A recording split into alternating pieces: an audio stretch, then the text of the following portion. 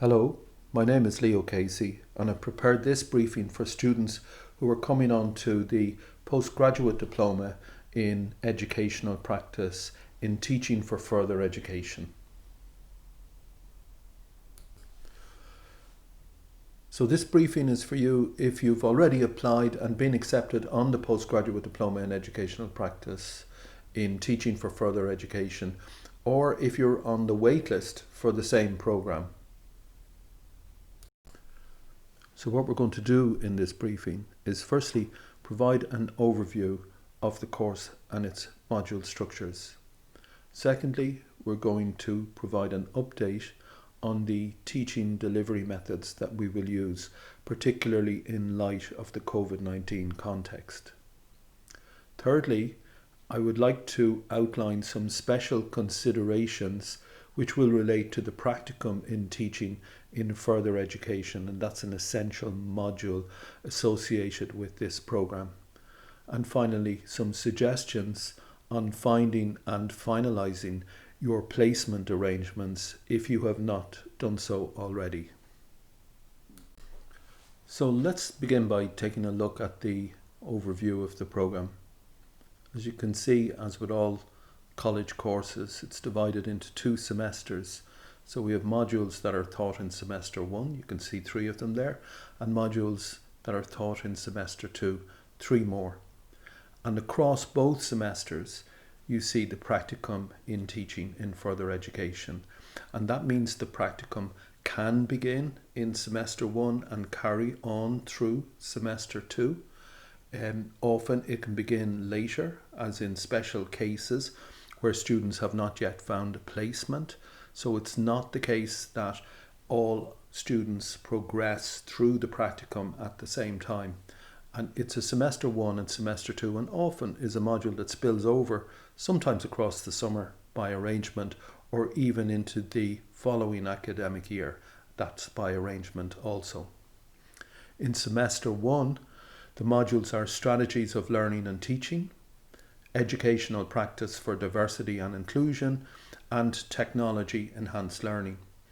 And you can see after the titles of each of those modules, we have the number of credits associated with each module. So for Strategies and for Technology Enhanced Learning, each of those are 10 credit modules, and the Educational Practice for Diversity and Inclusion is a 5 credit module. Overall, a postgraduate diploma, which is a level 9 programme, has 60 credits associated with it. So you can see the credit rating for each of the modules there as either 10 credit modules or 5 credit modules, or in the case of the practicum in teaching, it's 15 credits. So the arrangements for delivery of this programme in the context of COVID-19 and this September, in fact for this academic year, all lectures will be delivered online. That's something we're quite used to in education programmes in NCI, and in fact your first module will be Technology Enhanced Learning with Dr. Mike Goldrick. So we will be introducing you early on to the technologies associated with online learning in the NCI context. And of course that's relevant also for your own professional practice. So you will be both a student on this programme and you will be a teacher, or at least a provisional teacher, in your own college setting. So it's important that you understand what we can do with educational technology in this particular context. There are also some on-campus events, and these will be arranged in keeping with the timetable. So as you were timetabled on Tuesday and Thursday evenings and some Saturday mornings, they will be the times of the on-campus events. Now we can see already that it will not be possible to bring the entire class community onto campus at the same time. So we're making arrangements to divide the class into cohorts so that there will be, by arrangement, times when specific cohorts or components of the class will be able to go on campus. And of course, we as teachers will be arranging either what we'd call dual teaching, and that's where we're online, but we know we're teaching to online students and also students on campus. So special arrangements for that dual mode delivery. The third component of the teaching is absolutely the case that there is quite a lot of emphasis on participation, on collaboration, on group work, on engagement throughout the programme. That is the nature of what we would like our student teachers to be able to develop in their own educational practice, and therefore we practice that in our mode of delivery. Also, I can assure you that all of the assessments will be task-based, and that means that in general there will be a continuous assignment. That's a continuous assessment is the kind of assignment that we will set and provide marks and feedback during the delivery of the teaching component of a module. And a terminal assignment is really the equivalent of maybe what in the past we would have called an exam, but it's an end component, an end assignment that students will complete when the module or the thought elements of the module are concluded. So all assessments will be assignment based. Each student will be assigned a placement tutor. The placement tutor acts as your support for your placement module, and all placements are really a customized form of instruction. In other words, we emphasize to all our students that it's not like one module that's delivered at the same time to every student, because there are so many placement settings and so many configurations of students involved in progressing through their placement that we specifically assign you with a placement tutor who acts as your mentor, your guide, and eventually your examiner as you progress through the placement component of the program. And a final comment is that this placement component is essential. It's a core part of the program, and it is what allows us to provide the recognition of the program by the teaching council. So we're very careful about guiding our students through this process, encouraging, indeed insisting that they document all aspects of the process, and the placement component we could describe as the core of what we do in this program. So let's discuss some aspects of placement in the context of the 2020 academic year. Now, as you would have read in the placement booklet, which I hope and expect all of you will have read, all placements need to take place in a further education setting. We will support our student teachers in completing their placements in the contexts of what is happening in further education at the time. Right now, as of 2020, we expect the further education sector to be back in business, so to speak, by this September. Now, what will this look like?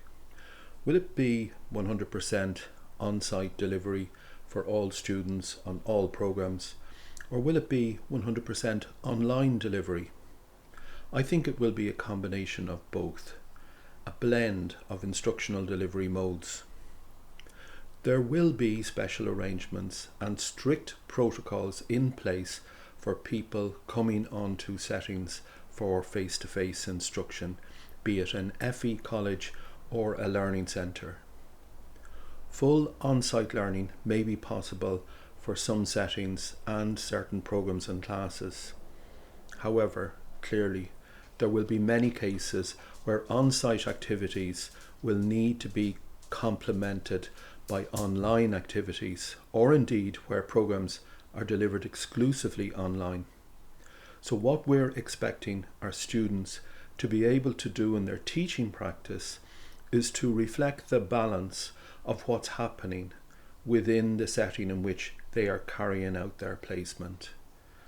So if that setting is configured as, let's say, 70% on-site and 30% online, then that's what our students will be expected to adhere to. So what we're really saying, therefore, is that the full range of teaching delivery practices, including blended learning, are acceptable for placement, provided they are carried out within a further education setting. We are also adjusting the phases of the placement. In the booklet, you will see that there are 3 phases associated with your teaching placement. The first is the observation phase, and that's followed by a team teaching phase, and that in turn is followed by the provisional teaching phase. In the context of this upcoming academic year, the observation phase and team teaching phase will be combined. The rationale for this is that it encourages student teachers to be as useful as possible from the beginning of their placement.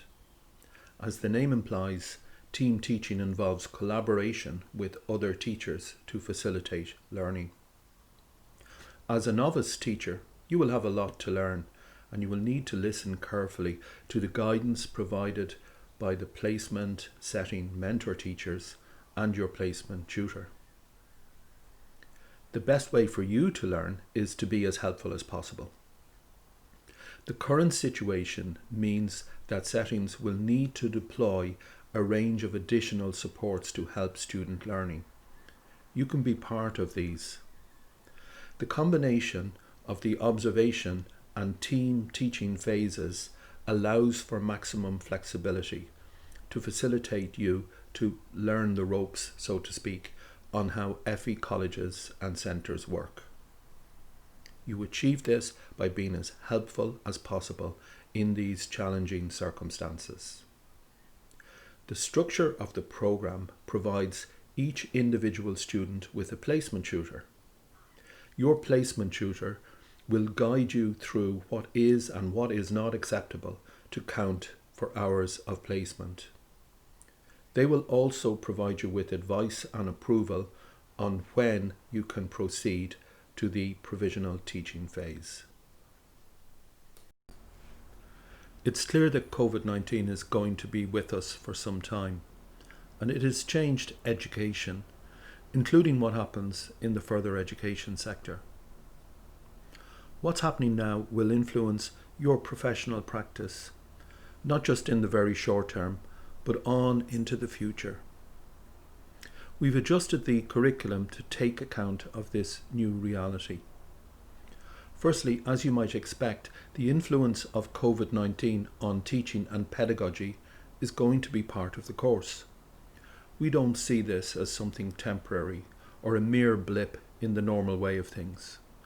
There are new things happening in education delivery, and the impact will result in many long-term changes. The modules of the programme, such as strategies of learning and teaching, educational practice for diversity and inclusion, and technology-enhanced learning, will deal with aspects of these changes. They are designed to reflect the practical realities at the time.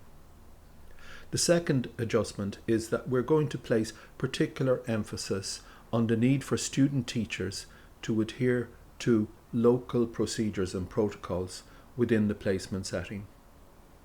After all, like every other responsible learning professional, they will be required to comply and adhere to protocols to protect the safety of their students and colleagues. And finally, and connected with this, student teachers will be required to behave responsibly from a COVID-19 risk perspective. This will apply to all aspects of behaviour, both within the placement setting and outside it. For example, adhering to current government advice in relation to travel and quarantine isolation. So let's take a look at the timeline of the program with particular emphasis on when you can start and when you can complete your placement. Academic programs tend to work toward exam boards. So what I've highlighted are the various exam board dates. You can see there are exam boards in January and May 2021. Most students strive to complete the placement by the May exam board. However, that's not always possible, and it's often through no fault of the student. So the course has built in flexibility such that the subsequent September board or even further the following January board are allowable. Placement is not a race, and it is not the case that all students progress through their placements at the same time. As always, your placement tutor is your guide. So here we see the most common configuration whereby the student teacher starts the placement in September and completes by the following May exam board. In the second example, the student teacher was able to commence the placement, albeit somewhat later. So this is an example of a placement that may only have been able to start in maybe October or November or even later. But because there were more hours available to the student, he or she was still able to complete in time for the May exam board. In this third example, the student was able to secure a placement that started in January, but because of the time constraints, the student was not able to complete in time for the May exam board and was able to do some additional hours either over the summer or in early September, and therefore was able to be considered at the September exam board. In this final example, we have a student who will commence placement in January 2021, but will not have enough available hours to be considered at either the May or the September exam board, and needs the full span of both the spring and the autumn semesters in order to complete the placement. Such a student would be considered at the January 2022 exam board. Now for some advice on arranging placements. To start, you need to consider the three categories presented in this slide and ask yourself, which category do you fit into? Category 1 are those of you who already have your teaching placement in place. The arrangements you've already fixed and you know where you'll be and who your mentor teacher will be. Category 2 are those of you who have a specific plan. That's usually that you've identified a specific college and it is agreed in principle, but it is not fully confirmed what the particular configuration of your placement will be. And category 3 are those of you who've had no luck so far in identifying a placement setting. So if you're in category 1, this is what you need to do. Wait to hear from our placement coordinator, who will send you a form to complete. In fact, the placement coordinator will send the same form to all our applicants who've been accepted onto the program. But when you get that form, you complete it and provide the details of your placement. You need to attend the orientation evening, and again, our placement coordinator will be in communication with all our incoming students on the date and structure of that orientation evening. You will be advised of your assigned placement tutor. That's likely to happen at the orientation evening. Then with that placement tutor, you arrange to submit what we call a schedule of activities. That's a more detailed outline of what you intend to do in your placement, and your tutor will be required to sign off on that schedule of activities, and following that you are able to commence your placement. please note that your placement does not commence until your schedule of activities has been signed off by your tutor. It is not possible for us to take account of hours that you have completed prior to that sign off. The process is much the same for those of you in category 2, that is, those of you who are waiting final placement details.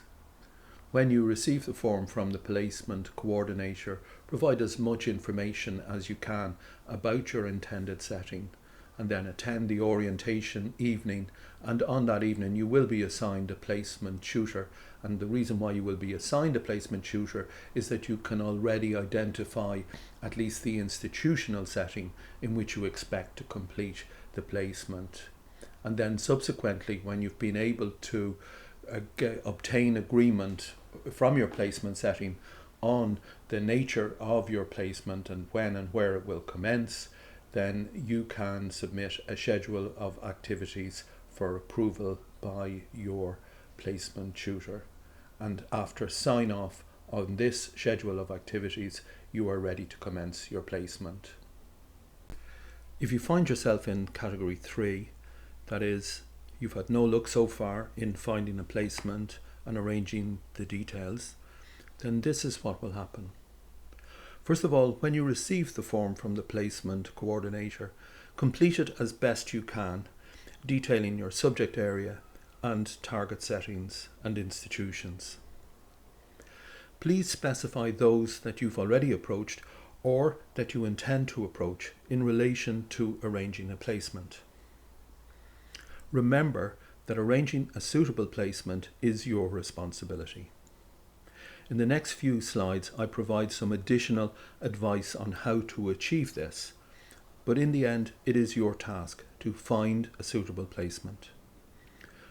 Regardless, you should attend the orientation evening. We will not be able to provide you with a placement tutor until you can specify more details on your intended placement. As soon as these are available, we will assign a tutor and you will be able to work with them to get sign off on your schedule of activities and the commencement of your placement. Congratulations! You've been accepted onto this programme, the Postgraduate Diploma in Educational Practice in Teaching for Further Education. You have met the academic criteria and you seem to know what it takes to be a teacher in the further education sector. Now you have to consider how to identify and secure a suitable setting in which to carry out your placement. You need to approach this task in a structured and methodical way. You need to carry out research to identify placement settings that are suitable for your subject area and that you can actually get to and from in order to carry out your placement. You need to identify with the further education sector. This may mean some background reading on what's happening within the sector and what specific needs it is responding to. Further education is not a backdoor to other education sectors. You need to be familiar with the Teaching Council regulations. And a word of advice, consider applying for temporary Teaching Council registration. In that way, if there are additional hours available in any of the settings that you target, and these are available on a work basis, you will be able to take advantage of these. Be aware that some subject areas are more in demand than others. This is important because if you find it very difficult to get a placement because there are not many settings who have the provision in the subject area of your expertise, then this may also be an indicator of your future employability within the sector. In approaching a target setting, bear in mind they are very busy at the moment. This is always a busy time for colleges and centres within the further education sector, but with the current situation, it's true to say they're under more pressure than usual. You should make any request for placement in a professional and helpful way. The best way to do that is to do your prior research and to see the situation from their perspective. So you should be able to identify the programs and modules that would benefit from the contribution a student teacher would make on placement. Often it is easier to approach a deputy principal or subject head or potential mentor teacher than it is to approach the principal of a large college. Consider that you may not be able to get all the hours that you need from the onset, but it is often useful to get a foot in the door and to start with a small number of hours, and in that way the college becomes familiar with you and your abilities, and you become familiar with the workings of the college. And then as you're around, you may be able to pick up some additional hours as the opportunities arise. Please note also that you may, following consultation with your placement tutor, complete your placement across more than one setting. And of course, as in the previous slides, you have a good span of time to complete your placement, specifically within 18 months from the commencement of the course. If you were in Category 3 as an applicant for this programme, then you need to consider the following. First of all, placement is an essential element for the programme, and the task of finding a suitable placement is your responsibility. You need to consider your subject area, the time of year, and your availability to check that you will be able to complete the placement given all the considerations outlined earlier in this presentation. Decide whether to start the programme if you do not see a path to finding a placement. If you can't see that path, then I advise that you defer your acceptance for a year and commence in September 2021. In that way, in the intervening time, you will be able to develop a more detailed plan on what you will do with respect to your placement. Finally, for everyone, these are the next steps. You will hear from the placement coordinator in the next few weeks, as she will write to request details of your placement. You will also be advised of the dates and times for the orientation evening. If you have further queries in relation to the academic or placement aspects of this programme, you can contact me by email. My email is there on the screen. As we get closer to the start of the course, your placement coordinator will also be able to deal with specific placement-related queries. Please note that for all other queries, you need to deal with the NCI admissions team. If you send me a query that is really an admissions query, I will simply forward it to that team. Well, that's it for now. I hope this briefing has been helpful, and I look forward to seeing you all in September.